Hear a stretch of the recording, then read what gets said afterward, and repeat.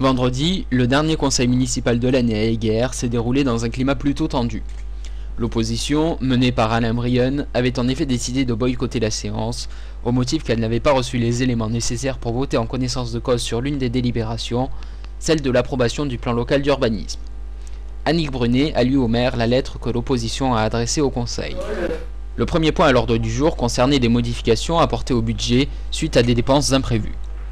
Notamment plus 18 000 € pour une fuite de gaz, plus 11 000 € pour une panne de congélateur et des frais d'avocat multipliés par 10. Là-dessus, les frais, ils ont beaucoup augmenté. Hein,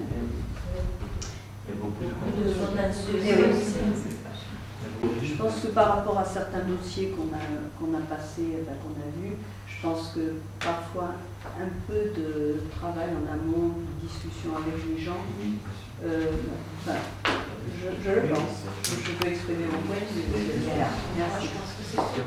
Concernant le plan local d'urbanisme, objet de la polémique du jour, 28 modifications y ont été apportées. La délibération a été approuvée à l'unanimité, et seule Annick Brunet, qui a demandé à entendre le compte-rendu détaillé des modifications, s'est abstenue.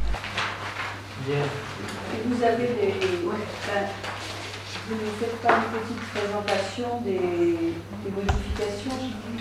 On peut lire les modifications. Au moins, je ne sais pas, qu'on visualise un peu si vous avez quelque chose.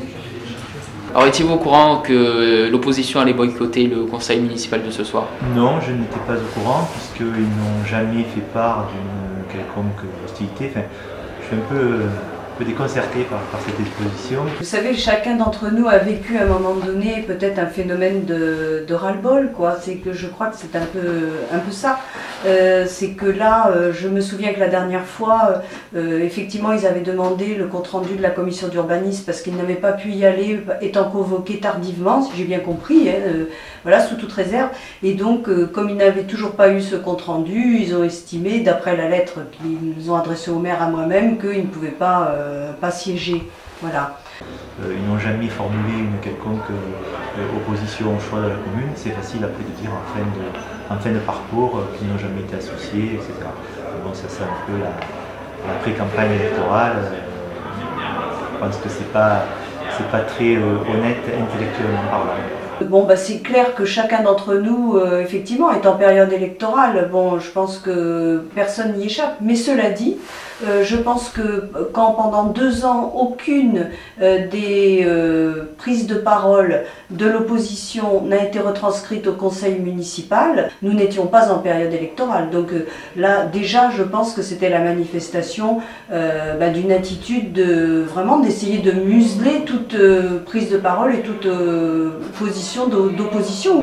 Et que pensez-vous des multiples abstentions d'Annick Brunet?